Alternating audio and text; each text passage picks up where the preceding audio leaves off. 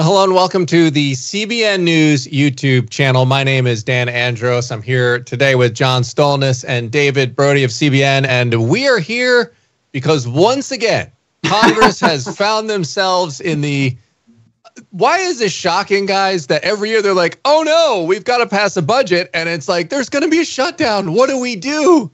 And then they're, trying to do this at the 11th hour here. So David Brody, John Stolnis, thanks for being here. Where do we start, guys? Elon Musk is in the middle of all this.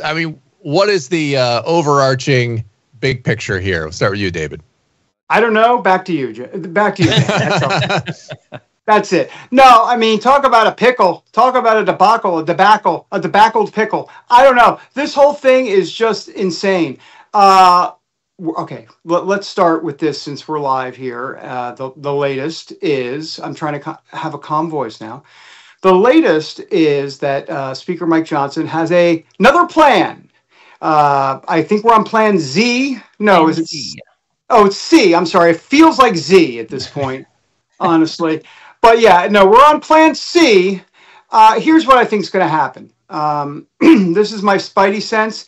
And not only my spidey sense, but then I got my spidey sense relatively confirmed by Congressman Mark Alford this morning, who I spoke to, who believes this is what's going to happen. I think what we're going to see here in just the next few hours is a really, really, really clean and really, really short CR. So what does that mean? That means about 3 weeks or so. In other words, this is the typical Congress stuff. They're literally going to punt this to early January, before Trump gets inaugurated. So basically, everybody go home, have a Merry Christmas. They'll do the continuing resolution is what my sense of it is. Once again, I may be wrong, but if I'm wrong, blame Congressman Mark Alford, because this is what he's telling me. As a matter of fact, he's already booking his plane ticket back to Missouri, just so you know. So this is what I think is going on. It's going to be basically fund the government for 3 weeks, and we'll talk about it after Christmas. That's basically it. No debt ceiling hike, none of these other stuff. It's going to be, 1.5 pages saying, okay, yeah, we messed up, we're Congress, here you go, sign here. That's it. That's pretty much what I'm hearing. Now, can we get into all the minutia of all of this? Sure. But then again, I only have limited oxygen at my age. Well, so, and John, this is interesting because, the Republicans, could pass this, right? There's a lot of Republicans that kind of, even on the limited one, they had issues with it. What is going on there within the Republican Party right now? What's the debate? Well, on the first vote, you had a number of Republicans, and there's a number of conservative Republicans in the House that will never vote for a continuing resolution. That's just, it's their policy, it's their stance. I think there's, if I'm 6 to 8, 8 to 10, depending on what else is in the bill. But there's a select number of House Republicans, Chip Roy, Ralph Norman among them, who just don't vote for continuing resolutions. They are fiscal hawks. They every ounce you spend has to be paid for, and in a continuing resolution, it's just continuing with the current spending for a certain period of time. So given the slim majority that Speaker Johnson has to work with in the House, what that has resulted in over the last few continuing resolutions is having to get Democrats to basically vote for the bill to get them over the finish line. That appeared to be what we were going to be looking at with the first continuing resolution at the beginning of the week until Elon Musk and Donald Trump got involved. Then you have this second continuing resolution that had far more pushback, not only from all but 2 Democrats who voted against it yesterday, but I think it was 38. 38 Republicans also voted against it. And this is after Elon Musk and Donald Trump attached a debt ceiling hike for 2 years, in addition to aid for farmers and disaster relief. And so what you've got here is you've got the same problem we've had with Republicans in the House. You've got different priorities amongst different groups of Republicans in the House. Some are fiscal hawks. Some will do whatever Trump wants to do. And then there's kind of a mixture of moderates and conservatives in there. They all have different ideas. They all have different priorities. And when you've got such a slim margin, if you have 4 or 5 defections, then you're doing what Speaker Johnson and Senator McConnell were doing, which is going to the other side and trying to get votes there. And then you're giving stuff away as part of a continuing resolution that way. And that's where you have this Christmas tree bill that so many people were against yesterday. I mean, I couldn't have said it better myself. I mean, that's exactly it, John. That's 100%. And I think you hit on something very key. You have the people, there are two camps in the Republican Party right now, and this is all MAGA. It's like MAGA infighting, really, is what it is. Okay, you have the 38 no's, and those no's are the anti-CR people, like fully anti-CR people, but more than the anti-CR people, these are people like you mentioned, fiscal hawks. These are why the reason they came to Washington is to cut spending and to not go on and just continue to pass continuing resolutions. Like that's their number one issue. That's their bread and butter. And they're going to be principled on it. So you have to respect them in terms of the principle of it. Then there's the yes crowd of that second, the plan B. In other words, the one that Trump wanted, right? The debt ceiling. This is Marjorie Taylor Greene was a yes vote. Byron Donalds was a yes vote. Congressman Mark Alford, who I talked to, was a yes vote. There's a lot of yes votes. These are people that are like, look, Trump really wants this. Let's do it. We don't want to show division. We want to show solidarity. Let's not make this an embarrassing thing for President-elect Trump, and let's just get on board and do it. So those are the two camps. Look, not that it matters where I come down on it, but I will say this, that it does make sense from an analytical standpoint to just vote yes at this point, because you have to kind of play for the long term, right? And what is the long term here? The long term is to making sure that Republicans can do their best to stick together for the first 100 days. Look, I understand that might be pie in the sky, but for 100 days, 100 days, just stick together. And they can't even do it before the 100 days starts. Who's to say they're going to be able to do it after the 100 days starts? So it makes sense to do the yes vote. Listen, what was it? Kevin Spacey, I think, once had the line in the House of Cards, vote your conscience, vote your district, but don't surprise me. I think that's what he said. And you know what? You can make the argument that Trump surprised everybody with the debt ceiling stuff. And so to a degree, you can put some of this on Trump. Then again, I cannot believe, and I'll have to do some independent reporting on this, I cannot believe that Mike Johnson and Donald Trump didn't have a conversation months ago or in the last month about the debt ceiling situation. Are you going to tell me that Trump just threw that up on Truth Social at the last moment? Hey, then again, it's Trump. Maybe he did, but I don't know. I can't imagine that he did that. So therefore, I go back to Mike Johnson. Look, I got to tell you, he's a principled guy. He's a Christian guy. He's right on all of the policies, but he's mismanaged this. He just has. And I think for that, it could cost him the speakership. We'll see. I'm not quite convinced it will, because this will go after January 3rd when the speakership vote happens, but it could. Yeah. So interesting, too, is Elon Musk. His name's already been brought up a couple times in this conversation. Is he really, John, having the impact that some of the Democrats are saying, oh, we've got billionaires just telling us what to do? Is he really having that impact, or is he just, are his comments just getting noticed because he's Elon Musk and, he's got a gazillion followers on X and he owns it and everything else? So how much influence is he actually having here in this process? It sure seems like he's having a lot of influence, and Democrats are having a lot of fun with this, referring to him as President Musk, and insinuating that Donald Trump is just simply following in Elon Musk's coattails and in his leadership. And based on the timing of all of this, it certainly seems as if that is the case, right? You had Elon Musk overnight Tuesday into Wednesday just blasting conservatives and Republicans who voted, who appeared to be, who put this together, who are part of making that first deal, just putting them on full blast as betraying the country and for fiscal irresponsibility. And then Donald Trump, a few hours later on Truth Social, got into the mix, echoing what Elon Musk had said, which is why, I would be surprised if, like David was saying, Speaker Johnson wasn't communicating with President-elect Trump, and then maybe here Elon Musk enters into the fray and kind of gets mixed in the whole thing. And that's what is, I think, wrangling Democrats, and I would imagine not a few Republicans as well. Why they would be upset about this whole process is because Elon Musk has inserted himself into the congressional budget process. He's not a part of the government. He's not even a part yet of this committee, this Doge committee that President-elect Trump wants to have when President-elect Trump takes office. David Brody, we tried to do a video yesterday talking about this, and it was useless 10 minutes after we finished recording. But he made the great point of saying Trump is not even the president yet. like Joe Biden is still the president of the United States of America. And here you have Trump and Musk who are kind of directing where this current Congress is going. It doesn't usually work this way in previous presidencies whenever you have this lame duck session of Congress in this transition period. So I think Democrats are really upset with how Elon Musk has inserted himself. And I think they are tweaking Donald Trump a little bit, little hot pokers in his side with this President Musk stuff, because if you're Donald Trump, you don't want to feel like you're being upstaged by anyone else. And Elon Musk, I think, is doing that. I agree. I mean, I agree. And you make a good point regarding the one president at a time. We did talk about that yesterday. It is one president at a time. Now, there is a caveat to that, or an asterisk, which is Donald Trump is just, I mean, he's the leader of the Republican Party, so he wants his say on the Republican side. So you can kind of spin it that way. But the truth of the matter is Joe Biden, I don't know, he's somewhere on a path into the jungle in Africa or wherever he was last seen, and he's nowhere to be found. So Trump is filling the vacuum here for sure. But I think the Elon Musk thing, I mean, I'll be honest with you, and maybe there's a bit personal nature to a degree, but I think it's a bit dangerous. I mean, to have so much power and money and influence like that, I think that's a bit dangerous. I'll be honest with you. I've never been comfortable with it.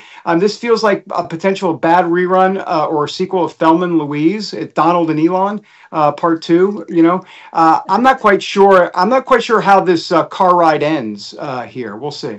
Yeah, it's interesting. I mean, because listen, I'm sure a lot of people are hoping this isn't a foreshadow, because there was a lot of excitement, when you had people like business minds like Ramaswamy and Musk here actually promising to really, for once, seriously take a look at the government spending and how do we reverse course on this. And I think it's such a behemoth. Like, how do you turn that around? Like, even under Trump's first administration, the debt increased, right? Like, it's just such a big system. It's not like you can just go in there and be like, all right, we're going to spend. It's just so big and massive. Like, it's going to take a Herculean effort to turn that thing around and actually get balanced budgets, which I think most people would want.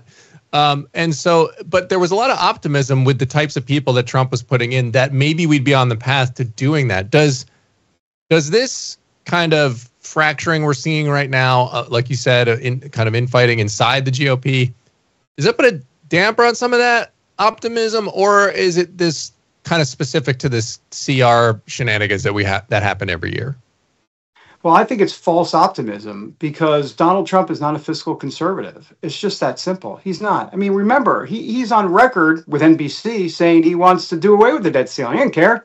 Listen, Trump is about Trump. We know that. Trump is also, we know he's about America, obviously, but he wants to get his policies through. And so if it runs up the debt a little bit like he did in the first term, whatever, so be it. He's not a fiscal conservative. So this idea that, Trump is going to come in and do all of this, all these spending cuts, that's not Trump's DNA necessarily. I think he's austere, yes, but that's not necessarily what drives him. What drives him has always been the art of the deal, to be able to get stuff done. And if it costs a little bit of extra money, that's fine. They'll make it up down the road, so to speak. He is tasking Musk and Vivek Ramaswamy with this. But having said that, I was talking to Congressman Tim Burchett earlier. He's from Tennessee a couple days ago. And he said, you know what, maybe Musk and Ramaswamy should come up here on the Hill and really understand how things work. Because right now, if you want to cut, I don't know, 15, 20, 30, $50 billion from the budget, that's about 2 weeks worth of what Congress, in other words, what Congress funds. In other words, there's trillions and trillions and trillions of dollars. I mean, so this idea that you're going to just come up here and start slashing is not the way Washington works. Now, you might want to change Washington, but as you said, Dan, this is a huge, huge task. Right. And I would just say, too, philosophically, it seems maybe Trump didn't realize this about Musk, but given Musk's reaction to the first continuing resolution deal, really hammering about the deficit, like David's saying, that's not Trump's goal. Trump's goal is not to reduce the deficit. It's to maybe reduce the size of government. But I think those two things, one has something to do with the other, but they're not necessarily always, hand in hand. And reducing the deficit, will require far more than just removing a few departments or programs from the government, or reducing the size of the federal payroll by a third or a quarter or whatever it is that they're planning to do. And so you have to wonder, like, is there this philosophical difference between Donald Trump and between Elon Musk and maybe Vivek Ramaswamy? Ramaswamy is kind of, it seems, playing second fiddle to Musk during this interim process. We'll see if that continues when President-elect Trump takes office. But you know, there are these ideological roadblocks and brick walls that it seems like maybe is developing between Trump and Musk, and then these 38 Republicans who voted against it. Like, if you'd have asked me, would Chip Roy and Donald Trump ever be at war with each other, I would have said you were crazy. But you've got Donald Trump calling for Chip Roy to be primaried the next time he's up for election. Chip Roy has been one of the strongest defenders of Donald Trump and MAGA during the course of his time in Congress, while also being maybe the hawkish guy on the deficit in Congress. So I think there's we don't really know what this path forward looks like for Republicans, especially on the House side right now, because there are different ideologies battling each other. And I think it's going to come to a head with Trump and Musk. Well, let me just say something. Can I just say one last thing about Trump and Musk? I'll be brief. But that President Musk stuff, let's not take that lightly. No. Because that is building. And I don't mean among Democrats. I'm talking about in Trump's head. Because here's the thing. We all know the headline needs to be about Trump. It doesn't need to be about Trump and Musk. And the buddy headlines of the campaign and Elon jumping on stage with the midriff and all that, whatever he was doing there, I mean, that's all fine. But when it comes to governing, and Musk is now kind of like getting the sense that people are getting the sense that he's calling some of the shots, and it's not Trump, it's Trump and Musk. No, ain't going to work with Trump. That ain't going to work with Trump. And that relationship will go south quickly because Elon Musk is a free speech absolutist. So he's just going to say what he's going to say. And I guarantee you, something's coming down the road where Trump's going to get ticked off that Musk is getting way too much attention, and that people are thinking that Musk is calling a lot of the shots. And honestly, it's a bit of Donald Trump's own creation, and I'm just being real. One thing we have to be here is real, and the truth matters. And that's just, I call it analysis, I guess, but it's also kind of reading what we've seen. Well, it is interesting. And look, as any president, like, I mean, it's a unique scenario, right? Because Musk was a great asset to the Trump campaign, certainly helped him get elected. Mm-hmm. But at the same time, like, if he's stealing thunder like this, and this image is like, it's got to be potentially to a degree, like you guys were saying, frustrating for him. And Elon Musk, it's unique because he's also got X, and like that was. It's interesting because he bought it, like you said, free speech absolutist, but it gives him such a platform. Yeah. And a powerful voice that everyone is seeing everything he says. Yeah. And so, like, I just don't think we've been in a scenario like this before.